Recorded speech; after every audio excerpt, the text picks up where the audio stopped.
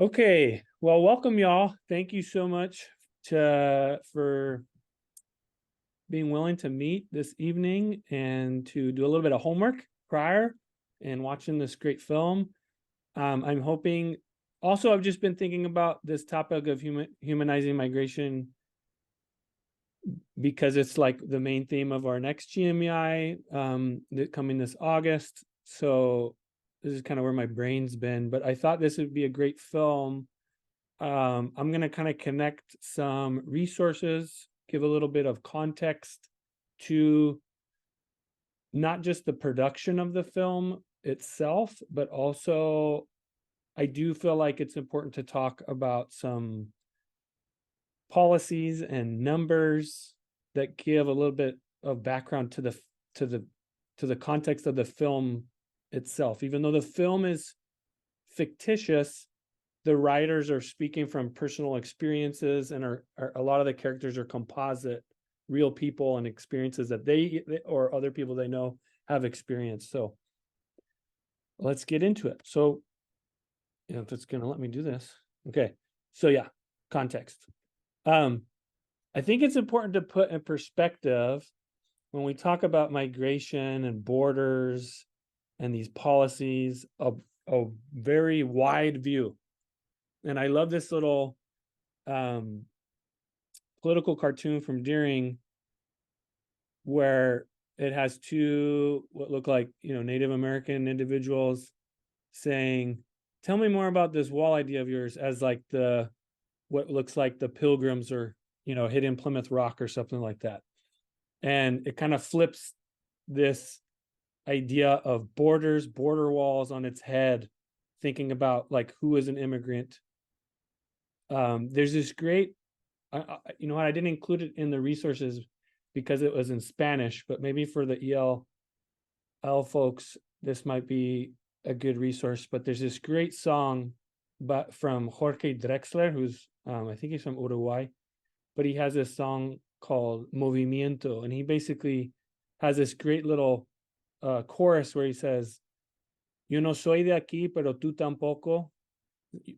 I'm not from here, but neither are you. And the song talks about how not just people, but just life itself moves without any kind of real boundaries. Like that's how things are alive. And he's like, if you want something to die, make it still so that it doesn't move. And so I think taking this broad view, as we're going to talk about specific policies and the impact in this film that very much looks at the individual impact on families and persons that these policies have, very recent policies, in fact, I think helps put things in perspective. So, okay, so one of the things I think is really great is we have this resource from the Migration Policy Institute, which is an international organization that looks at not just migration immigrants to the US, but to a lot of different country contexts.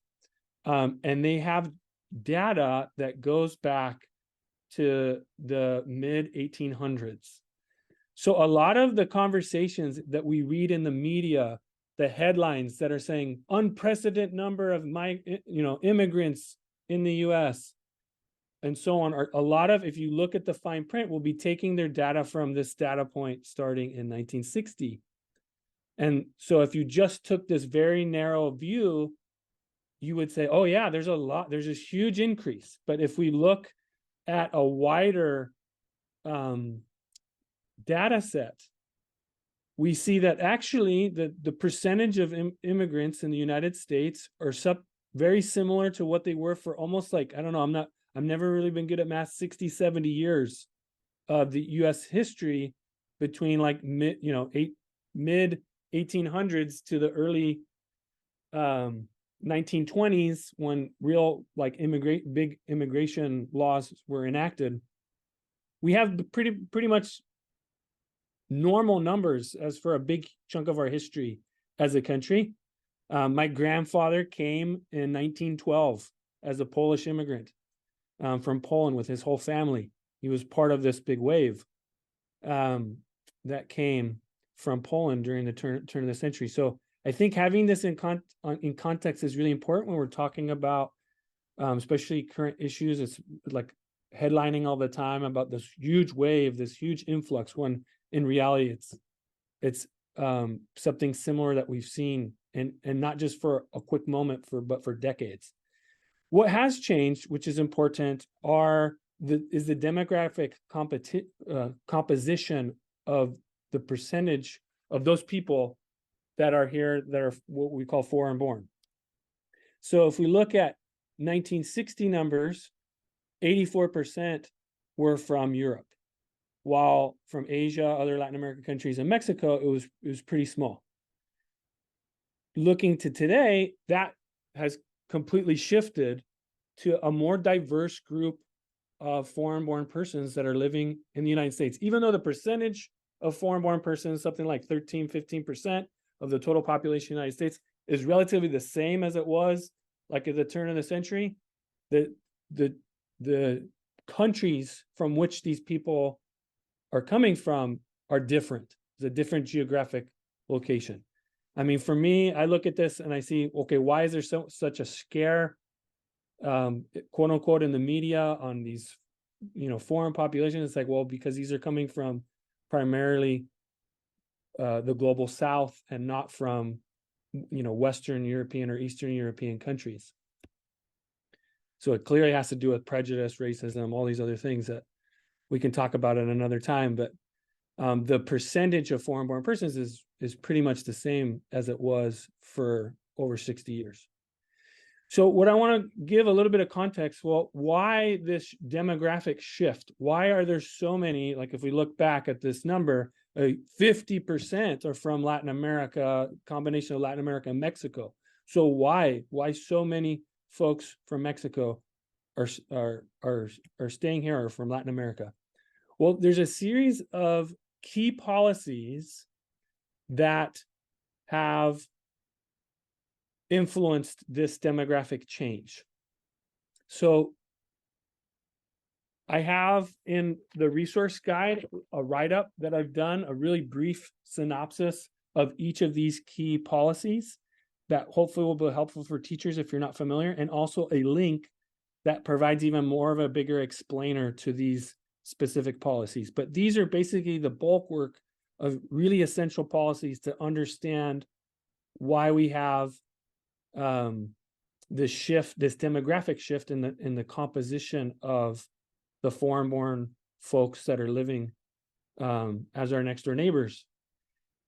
The 1965 Immigration Naturalization Act was kind of one of the biggest changes in immigration policy in the 20th century that did in a lot of ways it did some good, and then it did away with very literally racist immigration policies that had been in place since the 1920s that based immigration on ethnic origin and race. And what it did is it did away with these kind of racist categories, these ethnic-based categories, and it put the burden on family reunification, prioritized highly educated or more educated or highly skilled workers, and it put kind of like an equal quota system, like a maximum quota of numbers of visas, legal visas for countries across the board, not just for some and for others. The problem that this had, particularly for Latin America, is that from Mexico and other close kind of neighbor countries from Latin America, the southern border was very much unregulated. And so there was a lot of seasonal workers that would come temporarily to work because of a labor shortage, particularly in low-skilled agricultural work in the first half of the 20th century. And so folks would come, there was literally like a route from northern Mexico to Texas to Arizona to California that would go all the way up to Alaska and come back according to the different seasons throughout the year. And people would go back home with their family when the seasonal work was over. Even if, I mean, I didn't put it here, but if you think about the Bracero program, which was initiated in the 1940s, which was literally like a wartime emergency because they just didn't have enough laborers in these sectors to give preferential treatment towards Mexican agricultural workers to come to the US. Well, in the 60s, when we overhauled the immigration system, we got rid of the Bracero program. Folks were still coming and have these strong working relationships with companies to work in agriculture in the United States. But now, just because of the change in the law, they became undocumented, unauthorized migrants. Another really important act was the Immigration Reform and Control Act, also commonly known as IRCA, in 1986. There was a lot of pressure for the Reagan administration to get tougher on what was perceived as unauthorized illegal, this wave of illegal immigrants, when really it's like before they just weren't regulated and they were legal. Now you just changed the law and made them illegal. It was the same number of people coming across the border. It was just how they were categorized by the law. And so what IRCA did was that it basically created greater punitive measures for employers who hired unauthorized workers. It started kind of the early process of militarizing the border with border enforcement, border patrol, but it also created a legal pathway for undocumented persons at the time that had been living for the last 5 years, since 1982, first like a worker visa, permanent residency, and then eventually citizenship. Some estimate that nearly 3 million persons that were undocumented at the time were able to get some type of legal status through this law in 1986. Another really important factor in all this is NAFTA, or the North American Free Trade Agreement. This was a free trade agreement basically patterned after the European Union that had a free flow of goods, lowering tariffs to zero, to have a greater economic exchange between Canada, Mexico, and the United States. They had already been lowering a lot of these barriers to trade before, but actually with a lot of encouragement from the Mexican authorities, they wanted to sign a formal agreement to establish this, basically like an economic union, trade union between these three countries. The problem is that because of political conflicts in the US Congress, like mostly just on the US side, not on the Canada side, there was strong opposition to allowing free flows of labor. So free flows of private investment monies, lowering barriers to trade, so goods, services, but not people, especially from Mexico. So there was never any strong agreements related to free flow of labor between the three countries, like in the European Union, where you can live in France and you can go across the border to Germany, no problem, and work. And because of the economic arrangements, you can travel freely across borders, right? Another important couple policies or initiatives that really is what they were the real first big militarization of the border at two key access points, which was in El Paso, Texas, and San Diego. So Operation Blockade actually started by I don't remember his name if I have it here, but basically local law enforcement. It was a police chief that started this campaign to build up enforcement at the border with El Paso. It curbed unauthorized entry for like a quick minute for several weeks. And the Clinton administration at the time took note and wanted to scale this up and provide greater resources both to El Paso and to San Diego, which were like the main entry points for people, both legally and unauthorized, to come across the border from Mexico. So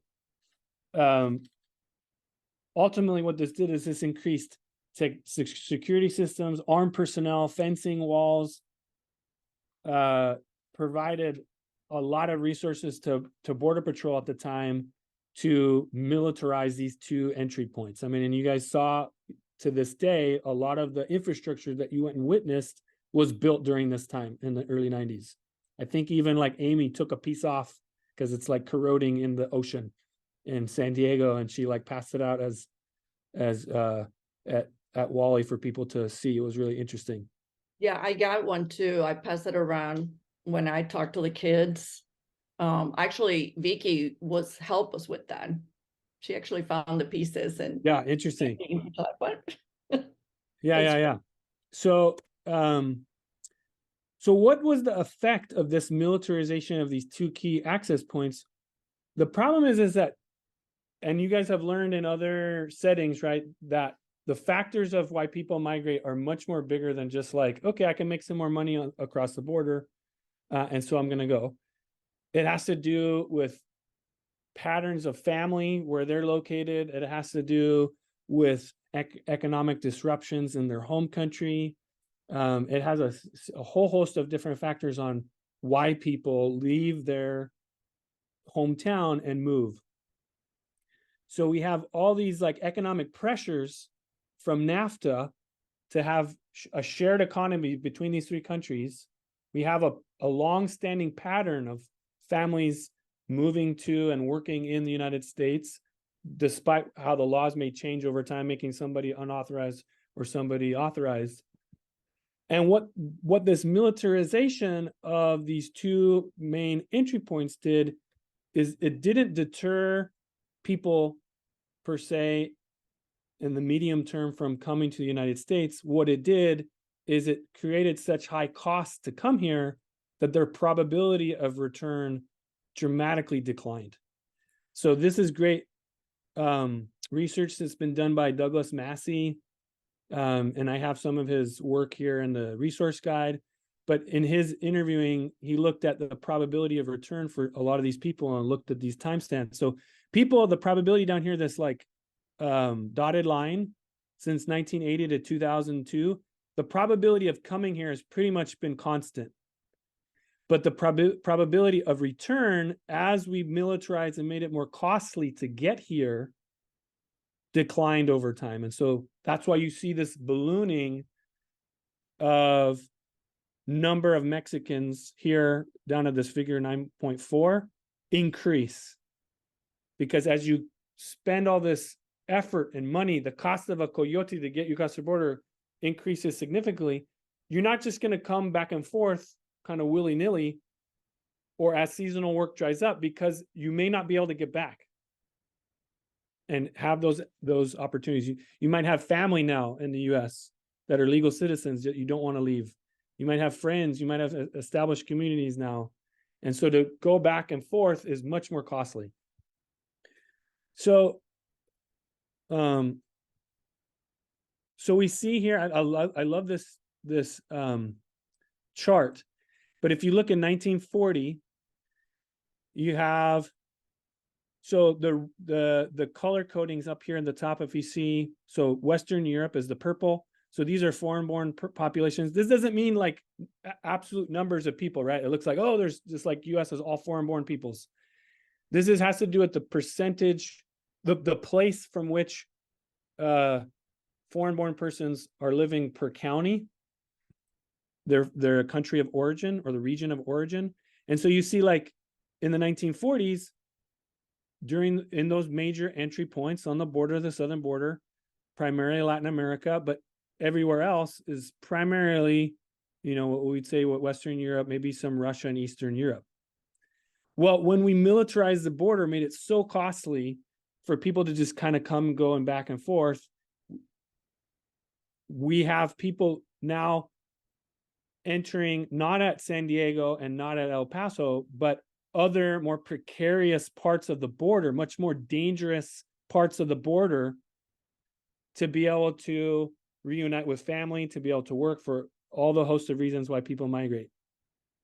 And what this does is it spread out the immigrant community across the United States that are from Latin America.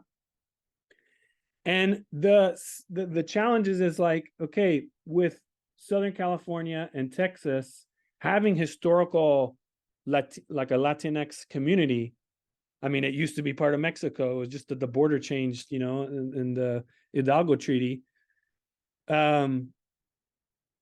Now coming to communities that are primarily, whatever you want to say, European, Caucasian descent, that aren't used to having large majority immigrant Latinx communities.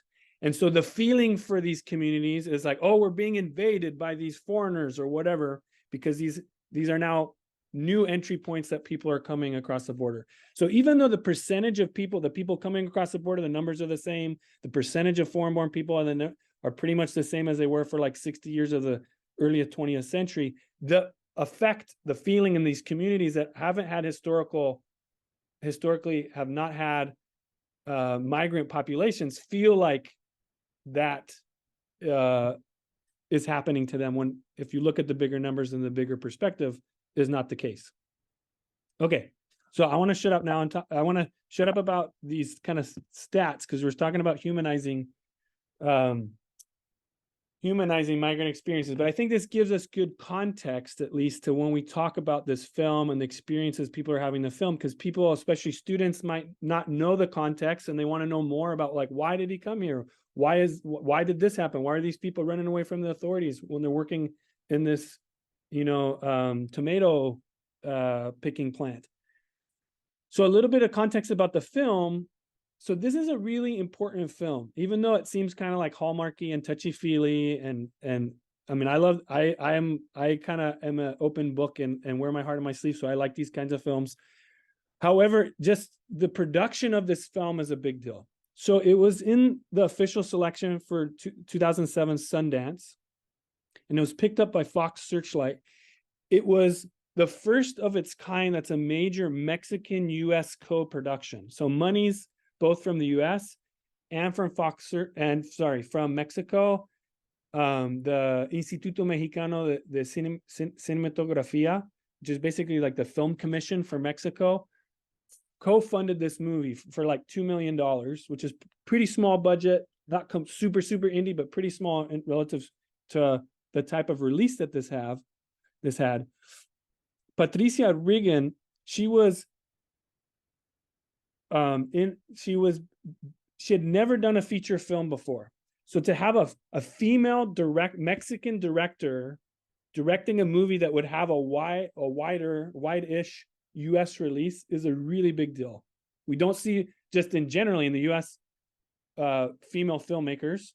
And so to have a female Mexican director and producer, her first feature, as well as Lía Villalobos, who is a female writer. She was actually an executive a creative executive at Disney at the time, and worked for, I don't know if you remember the show Dora la Exploradora, Dora the Explorer. There was a spin-off show called Go Diego Go that she was the lead on making. She's the head of Latin American productions for like 5 years. So they tag team and made this film, and what's great about it's a very personal film to both of them, both women that were Villalobos is an immigrant herself. She came to the US with her family when she was 11. And then Patricia Regan, she did her master's degree in NYU and had like her family split traveling between the US and Mexico. And you can really feel that very intimate experiences that they've had in the film itself. Last things I want to say about the film was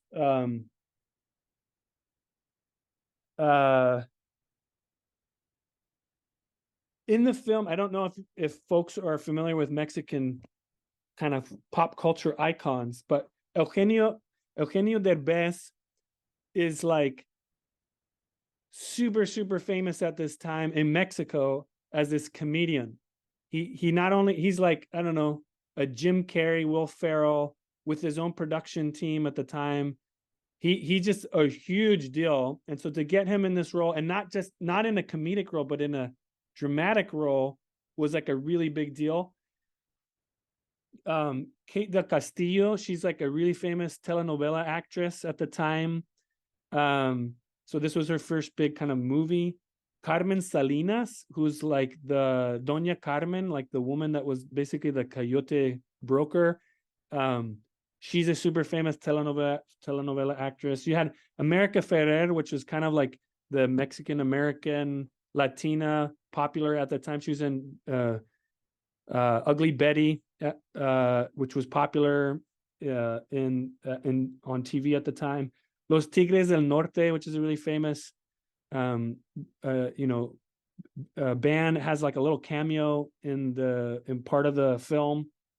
So what the point of all this is that this production, being a U.S. Mexican production that has a primarily trans-border cast, releasing the film both in Mexico and in the US to a growing Latinx community here was a big deal for film, because a lot of stories that are told, behind the camera. It's normally, a certain type of, white male perspective. To have this kind of inclusivity was unprecedented at the time, right? Just right now in film and media, we're talking about having greater inclusivity behind and in front of the camera. And this was like, over 10 years ago. So, okay. I want to get into the film, but before I do, any questions about the data, about the film production, before we get into conversing about or dialoguing about the film itself? Nope. No. No, are we good? Okay, great. Okay, let's go to sorry. Okay, so first I have some questions. If we were a bigger group, I'd say we'd break up into small groups and discuss some of these, and then report out as a, like kind of like a think, pair, share activity. First I want to talk about like bigger content, thematic questions related to the film. And then I want to get into some questions that are specific to kind of like the migrant experience and what the film does related to that major theme. So, for y'all, what were some major scenes or moments that stood out to you? Just in a broad sense, like what you're watching this film, what's just, if you were to tell a friend about it, had never seen it, a couple of things that just really, or one or two things that really stood out to you, moments in the film, what would you share? What would you say?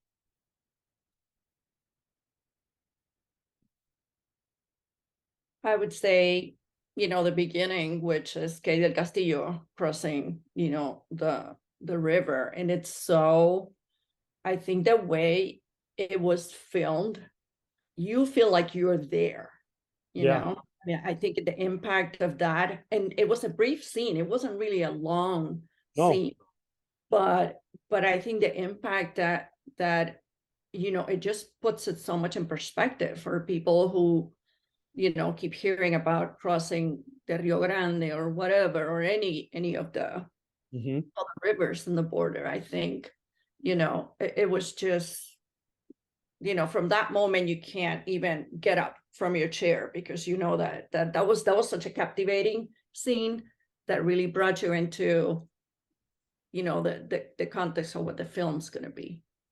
Yeah, that's a really good point. I want to come back to that opening scene, but yes, like it just happens like immediately when the film starts. It doesn't ease you into what the film's going to be about. It starts with this very jarring, traumatic experience that she's having. She's recalling crossing the border, and it kind of frames the part of the tone for the film. Okay. What about you, Bill? What was a major moment or scene that impressed you? Well, it's not, it wasn't actually, as I think about it, there was no particular scene that really, instead of looking at particular scenes, I thought, first of all, I'm not this is not a criticism, this is not like a negative criticism on it, Yeah, but it was, the film was predictable to me. I don't think there's anything surprising at all. Um, absolutely. Yeah. but what it had that I took note of, it had that similar quality that I observed in El Norte, and that is that there's a life or death tension throughout the entire film. Mm, And anything could go wrong at any time and just destroy these characters. There's just yeah. constant danger. It's constant danger and precarity throughout the entire thing. So I thought that they pulled that off well. So that's what I thought. Yeah, really, really good. And I also I don't want okay, and you think you brought up something really good, Bill. Is like I don't want us to, and then we're gonna get to this towards the end, but I don't want us to be acritical about this film. It's not like this is a perfect film. I mean, just because it was on Sundance and it won all these awards, and like I said, it was very novel for the time. That doesn't mean that there's not problems with it and the representation of migration itself. But I think it's a good point. This film is not subtle. Like it is very much like in your face emotional film. And even Patricia Regan, she says like I make emotion. If you've seen her other works, she did the 33 minor film about the Chileans that got trapped in the mine. She did like Girl in Progress. I think she's done like Miracles from Heaven. Her films are very much like the emotion is on its sleeve. She's like, that's just the kind of storyteller I am. So, and what you can, and that could be something that was some of the criticism that some film critics have made. Is like, this is not subtle in any way. It hits you over the head with a lot of what you're going to feel, and you know how it's going to kind of like end up, and so on. So, yeah, But sorry, but I hope you understood what I'm praising the film. I'm not yeah, criticizing. I'm saying, but it worked. I say it worked. The film yeah, worked. I think yeah, I yeah, think yeah. that's the intention. So I thought we're very well worthwhile. Absolutely, absolutely. I don't know. Did anybody else here want to share thoughts that or moments that impressed them from the film? If you got if you had a chance to, Sure, I can share. yeah. Um, I think for me, something that caught my attention is looking at how, um, like the boy who I am getting his name now. But thinking about how like from childhood to adulthood, like that transition is Oh more yeah, of a leap for some. Carlitos. Yes. And I imagine it was the same for his mom, just thinking about like what does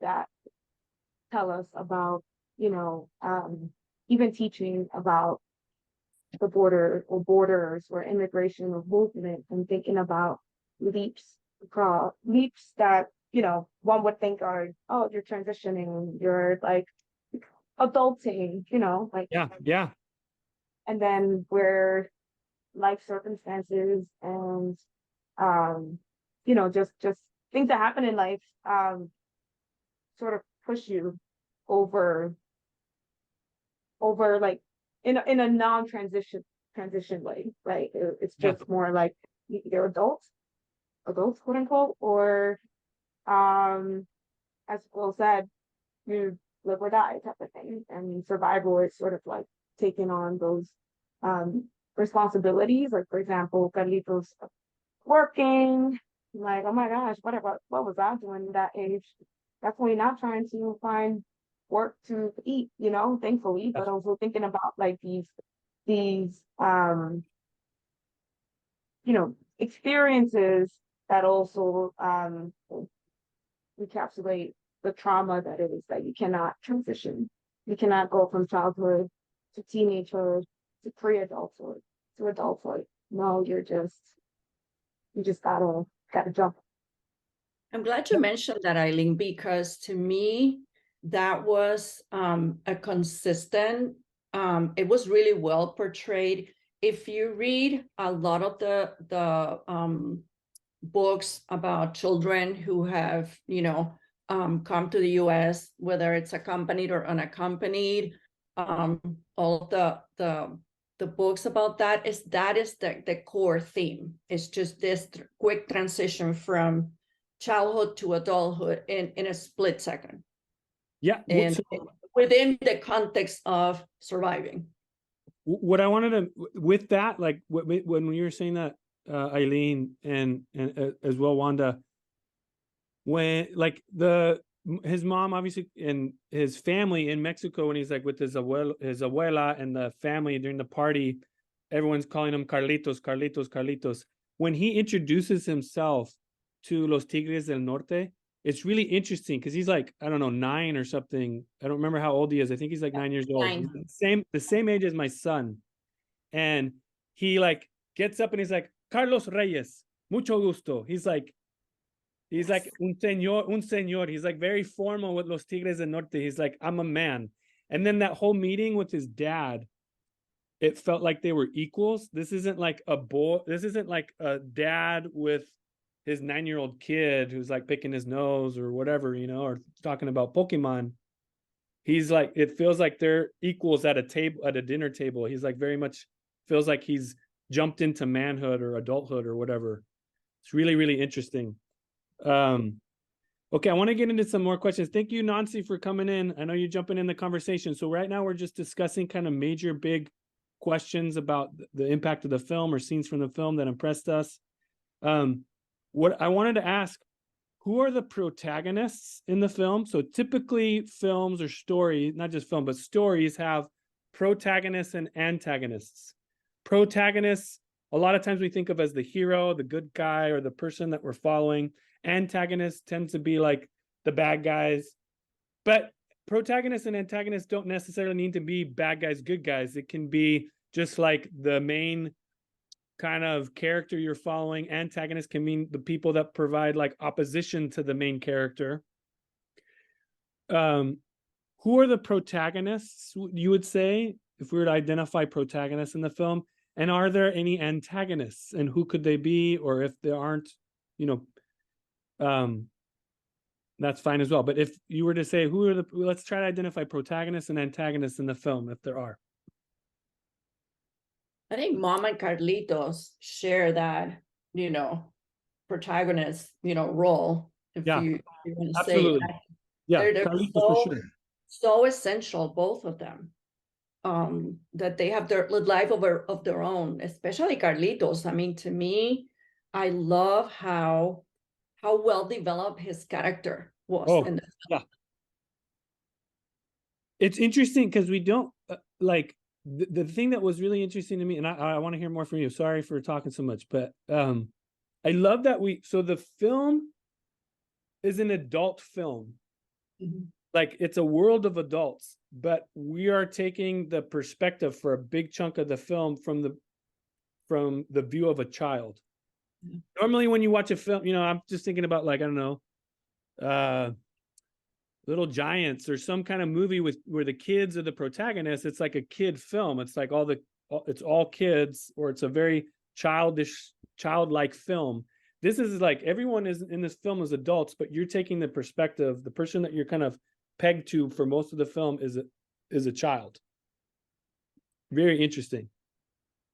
Yeah, I think you see the evolution of, you know, going back to the issue of childhood transitioning to adulthood, but also how he evolves as his feelings evolve from, you know, loving his mother, finding out about his dad, and then at some point not loving either of them, hating them, and then coming to terms with, you know, how he feels about the kids. And those are such adult, I don't want to say adult, but those are such profound emotions, profound, you know, reflections that you don't expect, you know, to see a lot of that from a 9-year-old. Yeah.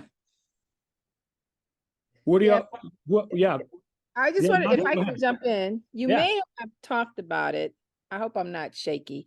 You may have talked about it, but something else that I you know, kind of, I think piggybacks on what Wanda's saying is, I think there's also this tone of bravery. I don't know if you guys talked about that, but you know, leaving home, even to go and meet a dad who chose not to meet. I mean, like it's huge. Yeah. To go off looking for your mom in a totally, so like I was really tapping into that bravery thing. Mm. It it does such a good, like, I think the way that unaccompanied minors or migrant families are portrayed, a lot of the media is that they're victims, they're like being human trafficked by coyotes, and so it was like not their choice. And the way that it depicts, like, in film and like film studies, we talk about, in stories as well, we talk about agency, like which characters have agency to make decisions for themselves. He makes so many brave choices, right? There's so many times where he should have just given up and gone back because he's just a 9-year-old kid, where he's like, no, I am gonna achieve my goals, and I'm gonna make actions and take decisions despite whatever obstacle. It's it's like a way to dignify the migrant. Someone that you would naturally depict as powerless is very powerful. I just want to piggyback, I've read some Dr. Bettina Love's book, abolitionist teaching, and we want to do more than survive. She talks about character education and grit. And so, in the school setting, we're talking about, grit, sticking to it, perseverance, but we rarely highlight like the life skills, like this young man, Carlitos, showed grit, you know what? So, right. But oftentimes that doesn't get honored, right? Mm-hmm. Within the classroom. So when we're defining grit, it looks different than what we just saw Carlitos go through in this movie. And sometimes it's not highlighted. Yeah. Okay, so moving along a little bit for question's sake, I feel like, so this last time around when I watched it, I feel like something that's really important is that this film depicts a lot of contrasts, a lot of I'll just leave it at that, a lot of contrast. What are some contrasts, juxtapositions that the film depicts that stood out to you?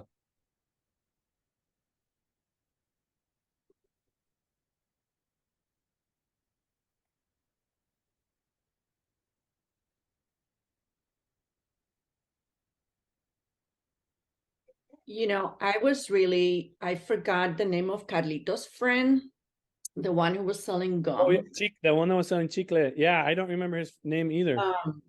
But what they're best friends. Right. And, obviously Carlitos loves him. He lives him, precious thing, which is his Walkman when he leaves. But also, in that scene where they're talking about the new tennis shoes that Carlitos got from mom. Right. And the kid said, I'm paraphrasing, it would be nice to have a mother who cares, or something like that. To me, that was it just broke my heart. It really did. And it was so real. It was so real that scene just shows you two kids from the same town facing similar circumstances. Right. And I don't know. I don't know. It was heartbreaking to me, but it was also, it made me think so much about, that life of the children. Yeah. That's a really good contrast. Carlitos and his friend. We could see like a socioeconomic contrast, right, between them. Others, what were other contrasts, Bill, or anyone else? Any contrasts that stood out to you in the film, over the course of the film? Well, I'm not sure it's a contrast, but I just, something's coming as you ask this question. What comes to mind is when she was fired, and his mom was fired from her job, and I mean, and she has absolutely no recourse, of course, except to try to survive and move on and try to, extend her head. So, if I'm like putting that in the contrast framework, the contrast between, putting in an honest day's job, giving like some sort of a, pay equal, like a fairness in pay to like just the, just the whim of a dictator. Yeah. Yeah. Again, that precariousness that you mentioned. I also thought it was interesting, like, even though we're dealing with, and maybe this is over the course of the film, but even though we're dealing with very heavy subject matter, there's also a contrast between these like very heavy, serious moments and also like joy and lightheartedness as well, like along the journey. Even though Rosario, Carlitos's mom, is very conflicted, she has moments where she like enjoys herself and has some friendship. It seemed like to me like the rich woman that is hiring her, she seems very sad. She has this huge house. She's alone all the time. It sounds like her husband or her partner is like cheating on her. She has nobody. Like Rosario, if anything, at least has like that best friend that crossed with her. She has some kind of community. So it was also a way to like dignify the immigrant community, right? To think, oh, they're in the US, they're struggling economically, but there's still like some joy in that community there. Like money is not necessarily the end all of this whole issue, right? She's sad, yes, because she's not with her son. She has this conflict, this dilemma, right, of being with her family. But I thought that was an interesting contrast. Yeah, I just want to piggyback on that because it makes me think about how I now like teach Black history, because there are certain parts of history, like even this story, you tell this story, but the way they tell it, they still highlight the joy and the love, right? That's there. Right. And so I'm very cognizant of, like, when I do Black history, when I tell hard history, parts of history that are really traumatic, but to make sure that we also highlight the joy and the love, celebration. Yeah, that's so important. So that just made me think about how this story tells the story in that way. Right. Yeah. No, go ahead, Eileen. Go ahead. I really like what you said, Nancy, about like almost like the balance of like what does it mean to be human is not necessarily all like it's all going downhill, or it's not always going uphill, right? It's about like these really complicated, often contradictory itself experiences where like highlighting that and that complication where it's even hard to point out like who's the, to utilize an earlier, what you said, Chris, about like who's the bad guy, right? But not necessarily, we can't even point that out. Like what is, like it's so complicated. Another contrast that I'm trying to highlight from like that, I think here in Nancy just made me think about was the part that you said, Chris, about like it's fictional versus non-fiction. Like this is a fictional, right? Like film. Yeah, it's a non-fictional story, right? And also us being viewers and also being viewed and thinking about like in classrooms, in classrooms when thinking about like or talking about history where some people may be the viewers and others may be feeling really naked in terms of being the viewed. And then just thinking about like, what is that dynamic in a classroom? So I guess all that is to ask, like even within those contrasts, like would y'all like teach this, like would y'all show this film in your class? And like why or why not? And how would you engage? So I have that as part of my questions. Sorry. But I absolutely want us to think about like application to the classroom, for sure. If you're okay, Eileen, if we could go to some other questions before people respond to that, but I do want to budget time for us to think about how it applies to the classroom. Is that okay? I wanted to share quickly how, that something so unexpected. The fact that the lady, the white lady that Rosario was working for, she is the one, in contrast with the other lady who fired her. She is the one who she get contacted by Oh, right. Carmen Salinas, and she shows up at the party. Yeah, to help her. Let her know what was going on. I mean, to Right. me, that was just like, I would have never expected that that was going to happen. And it goes to show how another side of, you know, people and their perspective about, you know, immigration and, you know, people who are undocumented. And, you know, that you could tell on the face, the woman, we don't see her telling Rosarito what's going on, but her face said it all so clear. How she was like, she was going to deliver this news, and her heart was breaking to be able to tell her that. Yeah, I think that was a good like depiction of like who's the bad guy, who's the good guy. It's really complicated. I really like how there's like,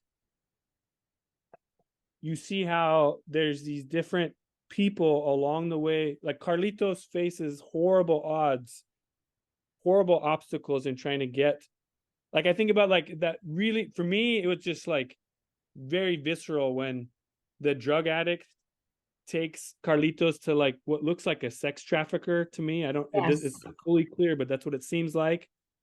And how like scary that moment is, and how you know that there's, you know, hundreds of other kids that didn't have someone intervene, and how that woman just, it seems so random, just by chance she saw like, what are you doing? No, let me grab this kid and take him into my home, and I have this like safe house where migrants can stop and have a warm meal. How there's these people along the path that risk themselves or go out of their way to also be helpers, not just obstacles. Yeah. So I want to get into some more questions, because I definitely do want to leave time for practical application. How was language used in the film? I mentioned that this is a co-production between US and US and Mexican production companies. How was language depicted in the film, used in the film?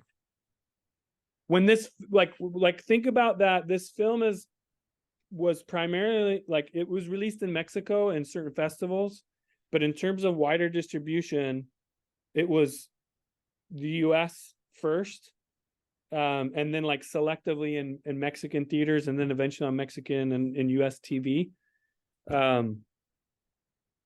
How was language used in the film?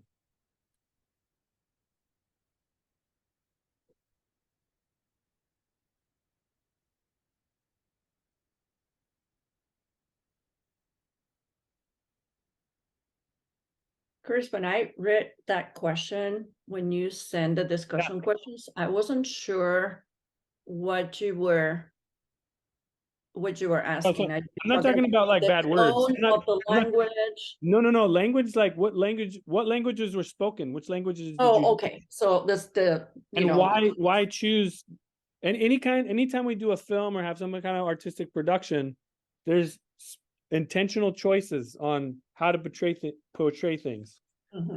Okay. Right? Why was it in a particular, predominantly in one language other than another? What other languages did we hear? Did anybody catch what languages did you hear?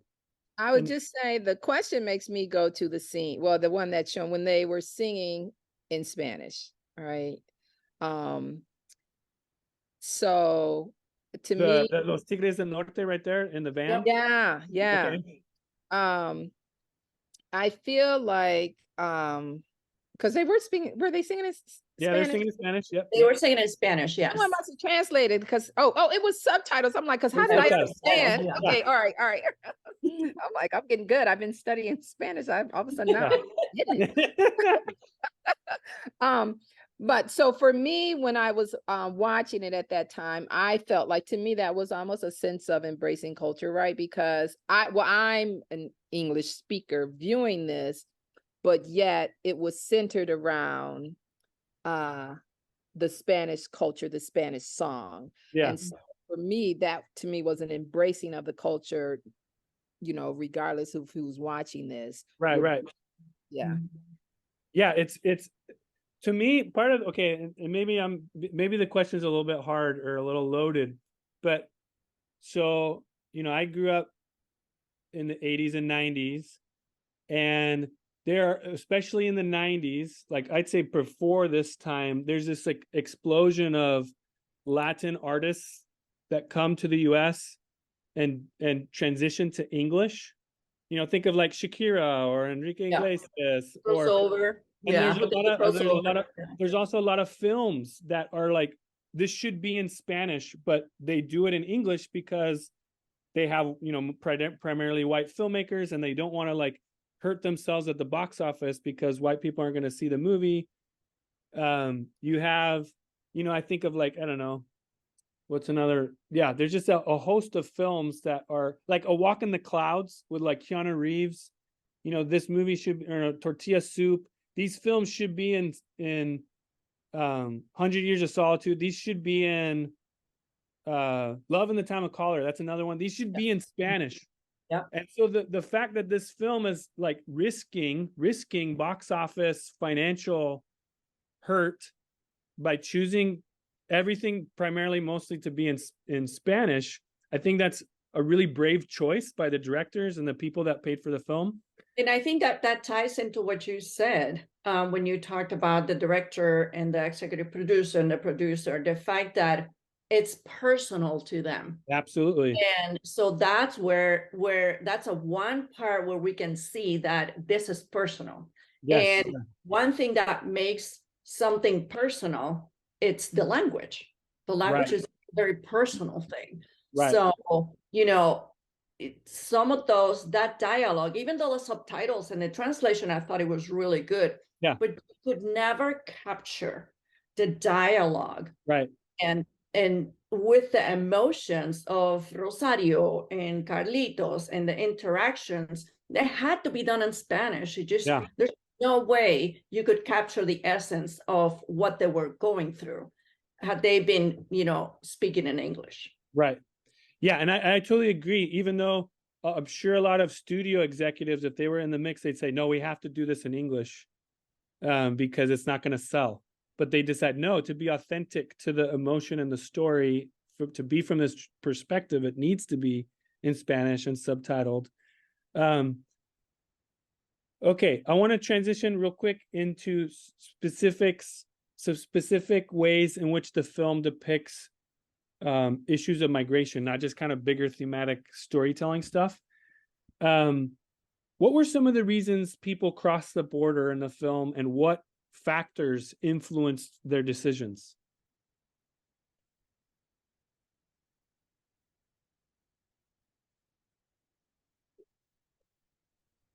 Well, the first thing that's jumping in my mind is jobs. You wanted to take it away. I was just thinking, you know, for a job. Yeah. Rosario is from what we can gather later on in the film, she's abandoned by, you know, Carlito's father. Yep. And so somebody has to provide. She has a kid. So obviously in the town where they were, there were not too many jobs. So she had to make the decision to, where do I go to find a job? Like Nancy would say, right. You know, that's a primary thing. You leave your kid behind with your mother, which is a very typical, you know, scenario for immigrant families.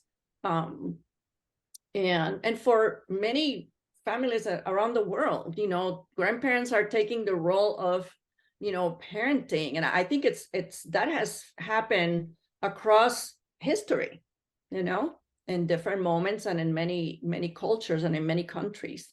So, you know, the job,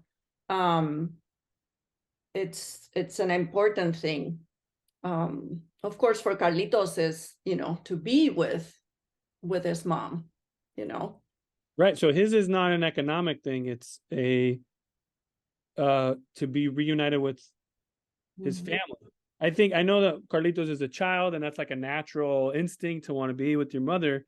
But I think it's good to like contrast that sometimes it's motivated by, yes, more economic security, but also just to be reunited with family or kin, right? Like extended family, to be connected to your community. Like that's also a really strong, and I wouldn't like evaluate those differently.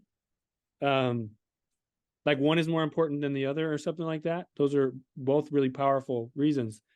Tell me a little bit about, like, if you remember America. I don't remember her off the top. I should have written down these character names here. That would have been smart. But America Ferrer and what was, I think, either a That was sibling her or brother. the brother. Yeah, I thought it was a Her sibling. brother. The brother. Tell me about them and what's their deal.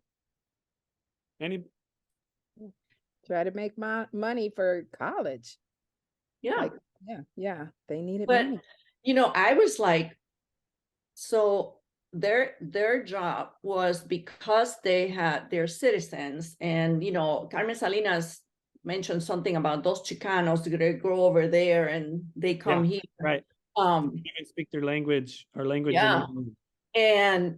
But to me, that was very interesting. What a depiction of a different kind of coyote, if you think about it.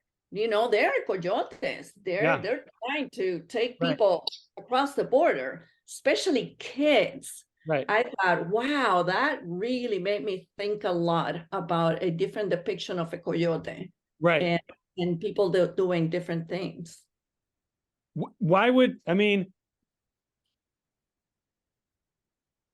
what, I just think their character, even though it's a very brief moment, it's a very interesting character that the directors, I mean, these are not real people. These is a choice to depict them this way.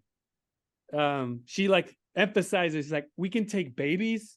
Like she said it very clearly, like, tell her we can take babies. Like she feels very desperate in the way she's trying to like barge into this room and become a coyote in the moment, right? Why can we, I don't know, oh man, I would love to like pause here on this, but I think it's just an interesting dynamic, right? They have some language skills, some obvious connection to the place, maybe family. It doesn't look like they're like going on vacation for fun, because it doesn't seem like they would have the money to do so. But when she says, do you want money for tuition or what? How it you see how the opportunities here, like, oh, well, shouldn't they have family that pays for their schooling? Right? Yes. Why do they have to be coyotes? Like, what's the dynamic there? You know what I'm saying? It's making a comment indirectly on that. Yeah, how did they end up were they born in the US to immigrant families, but they still don't have the means and the resources, and they're using their citizenship privilege and the connection back to the town to do this. And I was not expecting that. That was very, that was a huge contrast in the movie, to talk about that. I do want to talk about, there's this great little scene. So I want to talk about Enrique, Eugenio Derbez's character right here.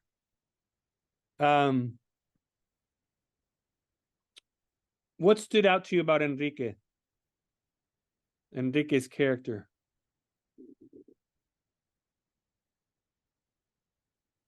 Well, I'm just thinking more or less like the change in his character at, in the beginning when we first met him. I was not a fan of his. Yeah.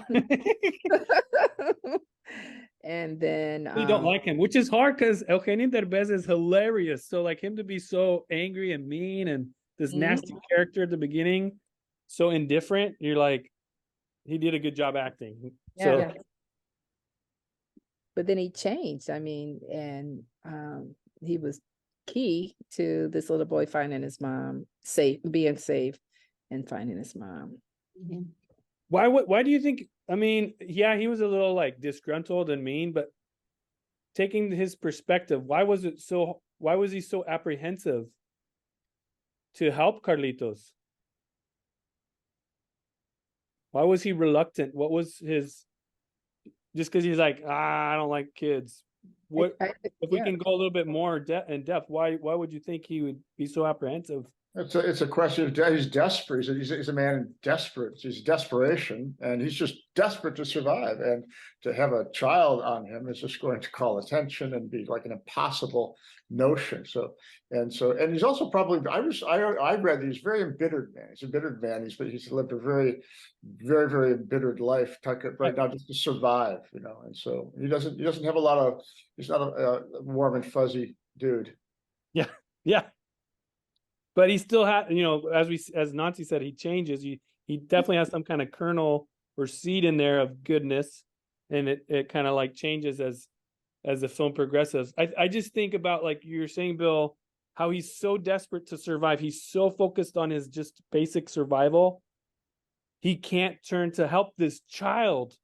Mm-hmm. Right? Like any of us, if we were like in different circumstances, Right. we don't know some kid, we'd want to make sure they're like taken care of, right? I think that's just like, hopefully I would think pathetic enough for that, but that this structure, these policies, we just talked about, 5 different policies that creates the conditions in which a grown man can't help or has to think twice, maybe 3 times about helping an unaccompanied minor. No, exactly. That could be you or me very easily. Very easily. Yeah. It could be my son. My son is the same age as Carlitos. Right. And it's interesting when as we see the transformation that Enrique goes through, when Carlitos is very frustrated about both of his parents not wanting him. Yeah, it's like, do they not want me?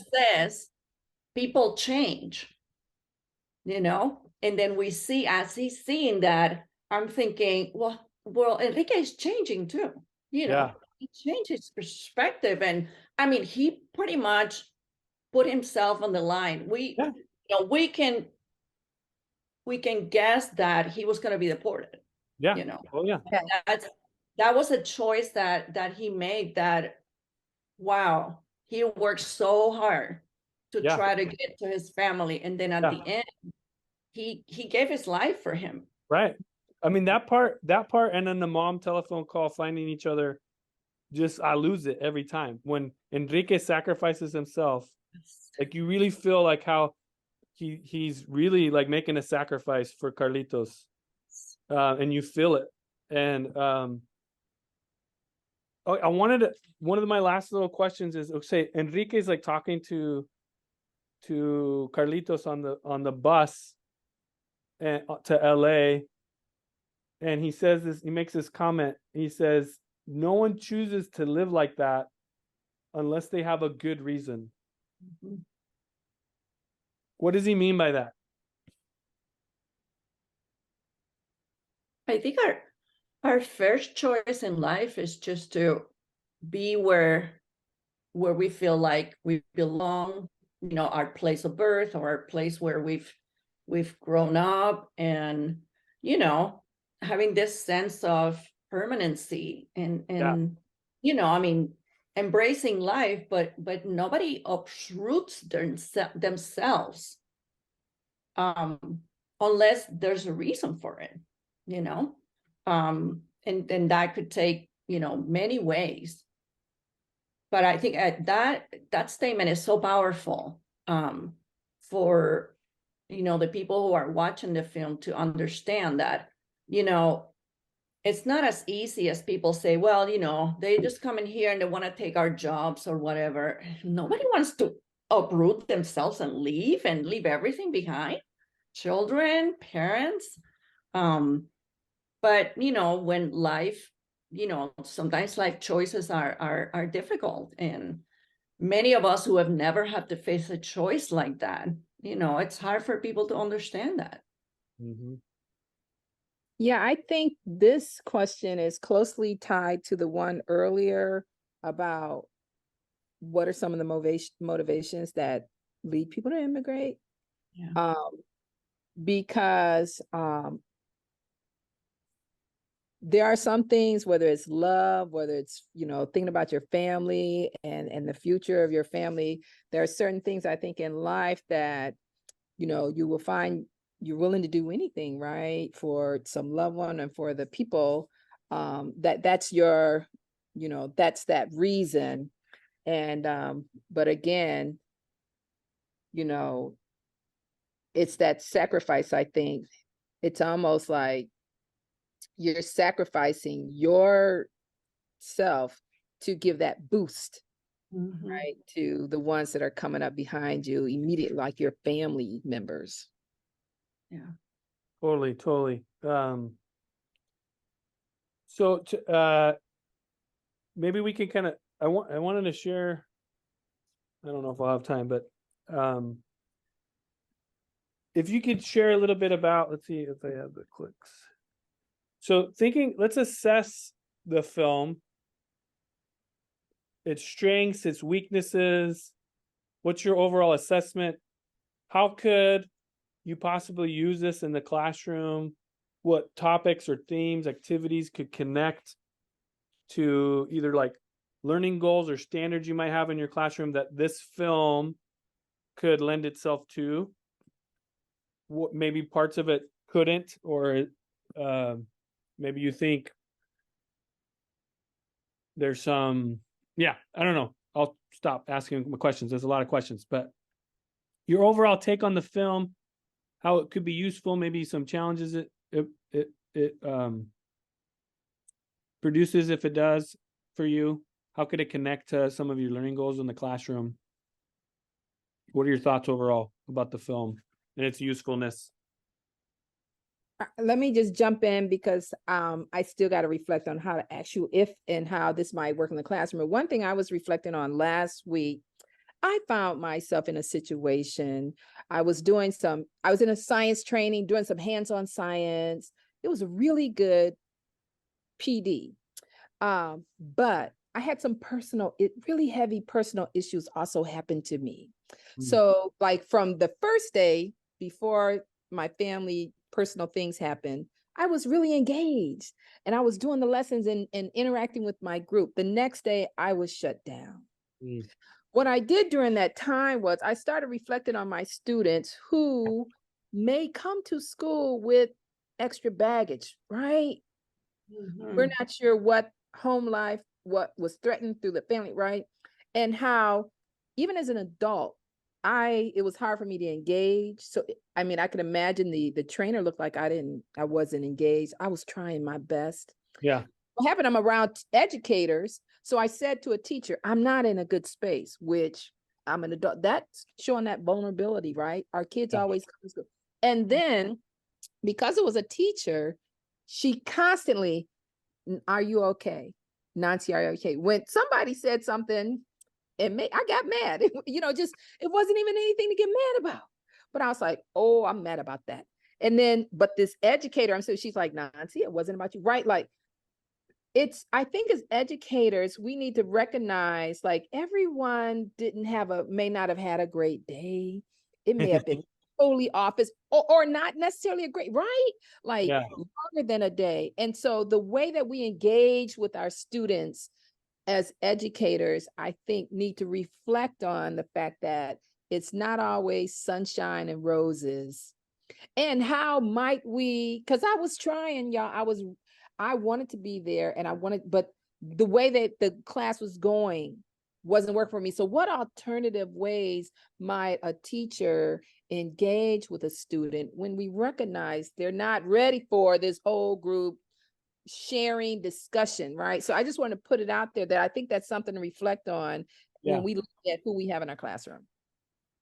I think maybe connecting, this isn't necessarily a particular standard, but maybe this could be a writing assignment where we discuss empathy. This definitely has the film has this purpose to like open up this Pandora box, make it very human and real to the lives of these people that in the headlines of the news are just statistics and angry, what's it called? Pundits going back and forth about the bigger policies, but this like really gives you insight and tries to give you empathy or sympathy for people, what they're going through in these really harrowing journeys. I think having like a specific writing assignment where we can empathize, where students can empathize with Carlitos, what he's going through, can also help them be self-reflexive as students and with each other, to like give each other a little bit of a break with what other people are going through. I don't know, other people's thoughts, how this could be helpful, useful. I think like when I think about, middle school, I think, on a high school setting, especially when you talk about, when you come to the discussion about immigration, as you talk to, US history, Yeah. I think it's, using this film or parts of this film, I think it really depicts a lot of, very accurately moments, and the dialogue also contributes to that. I think for example, in middle school, I think kind of with the same idea. I think for when we do our 8th grade unit this year on US history, and we talk about immigration, adding some of the context that you share, with all of the policies, plus, some scenes from the movie. I think it just, it will help the students reflect on what they have heard and compare and contrast what you hear in the media versus, these realities that are depicted, through the movie. Yeah. I'm also thinking, the other part that I was thinking right now was, what I mentioned earlier about this transition from childhood to adulthood.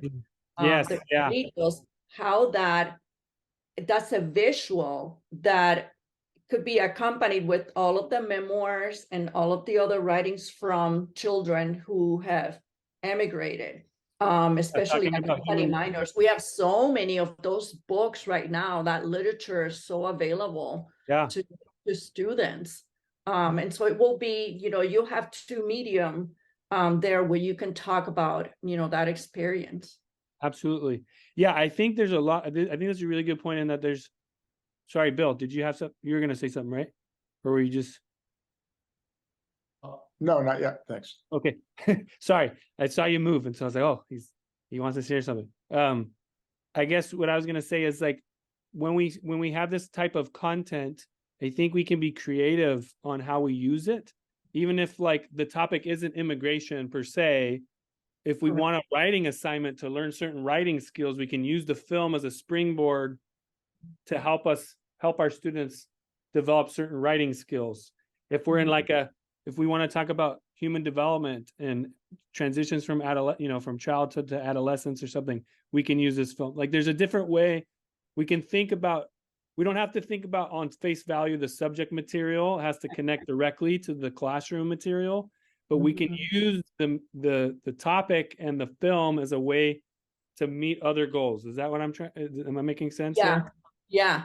Okay. I'm thinking right now, as you're saying that, the dialogue in the movie is so rich that you could actually just take some of the examples of the dialogue to show students, how it's done, and how you can have something so deep through conversation.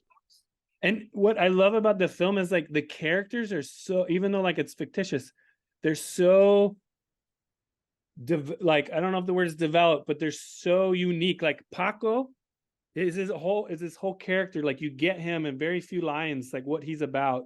Even the like rich, whatever rich lady that owns the big mansion house, like you get her. Like there's the characters are very defined in very small moments and with very few lines. The last thing, I don't know, we're out of time, so you're free to jump out. I wanted to share something super personal. If I can get it, if I can pull it up, let's see if I can even do it. And you're gonna see all my Facebook stuff. See if I can get to my pictures. Let me go to albums. Okay, so I wanted to show you a picture of my grandpa. So here's me, this is my grandpa Eugene and my grandma Jean. And there's me when I was like maybe 5. And then here is my grandpa. Here's my grandpa and my mom, my grandma and grandpa and my mom. And then here is my grandpa is right here. If you can see my cursor, and his family. This is the Sidleckis. So my grandpa was about Carlitos's age when he immigrated from Poland. And my great-grandfather, Marceli, was a shoemaker in a part of Poland that, it's a long story, but Poland got carved up into 3 pieces, basically between Austria-Hungary, Germany, and Russia. And they were on the Russian side. And I won't get into all the details, but they immigrated in 1912 to the US, not to become Americanized, but to be Polish because of cultural genocide that was happening because of Russians in that side of Poland. My grandfather grew up in a Polish community like hours from here in Cleveland, and eventually immigrated to California, which is where my mom and I grew up. I just think my grandfather, I found his naturalization papers in 1942. So between 1912 and 1942, my grandfather, Eugene, didn't have any legal paperwork to be a US citizen. Because the immigration laws were so loose at that time, I don't want to say loose, that's probably inappropriate. Because it was much easier at the time for immigrant communities, my grandfather went with his employer to the naturalization office and had a letter of recommendation and became a citizen in 1942 during World War II. And it was partly because he was worried about the draft. And I think about my family story, my family legacy. If that would have happened just, if my father's naturalization he would have tried it, I don't know, 20, 30 years later, how different a story that would be for my family. Right. And how these policies, these big policies that get discussed all the time, that are so disconnected from individual lives, like we saw in this film, have such an impact on the opportunities and who we are, the decisions we make, where we are, what language we speak. It's the reason why I don't speak Polish. I'm trying, I'm learning, but on Duolingo, but it's not my native language. So I hope, in conclusion, that this film gave a little bit of insight in how precarious, just by a matter of decades, which in the grand scheme of things is like nothing in terms of time, how radically different these policies can be for individual family lives. So, and thank you all for coming. And that's all. So, Chris, how can we have access to your resources? oh yes, I need to send them. I can send them either to Eileen and send them all out. I want to add a couple of things now that we went through this one time. And then I can send them out. It's not a lot of it's honestly not a lot. It's basically just a couple documents with some links to stuff and key terms that I used. Okay. Yeah, I think especially, and your key policies was something that I know Nancy has missed. So. Yep, for sure. But Well, thank this you. was wonderful. I love it. I think reviewing films is so cool. Yeah. I love it. Oh man, Thanks a lot, Chris. I'm married to a film professor, so watch out. If we want to do more films, I have lots of resources to do that. So Bill, thank you for suggesting those two. I've forgotten about them. Yeah, those are excellent. Please check those out. You're so engaging. Yeah, they're really teachable. Real Women Lots of Experience. El Norte is really good. Yeah. I'll definitely, Bill, if it's okay, the follow-up email, add them as recommendations that you bring to the team, because I think they're really great. And I would want for people who weren't able to attend to also, check them out.